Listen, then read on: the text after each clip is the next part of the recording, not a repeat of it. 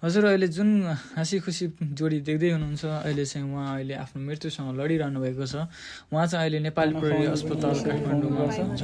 मानिस ठुलो मनले हुन्छ धनले हुँदैन भने जस्तै म पनि थोरै आफ्नो सहयोग लिएर उहाँलाई भेट्न जाँदैछु।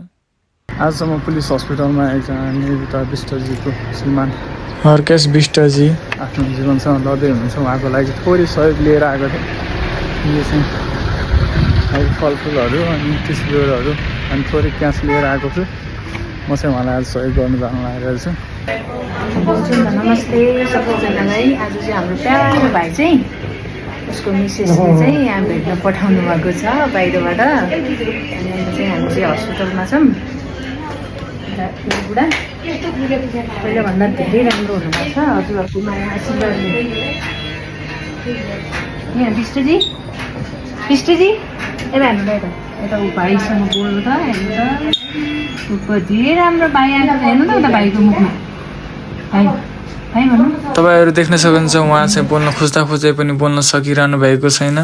उहाँको टाउकोमा अपरेसन गरेर अहिले आर्टिफिसियल हड्डी राखिएको छ। देख्न सक्नुहुन्छ कतिचोटि अपरेसन भइसकेको छ र त्यहाँनिर चाहिँ उहाँको पाइप राखिएको छ। तपाईँहरूले उहाँलाई एउटा माया गर्ने जोडीको उदाहरणको रूपमा पनि देख्न सक्नुहुन्छ। उहाँले आफ्नो श्रीमानलाई यस्तो अवस्थासम्म पनि उहाँले छोडेर जानुभएको छैन। उहाँले आफ्नो हरेक प्रयास गर्दै हुनुहुन्छ उहाँको एक एक सासको लागि।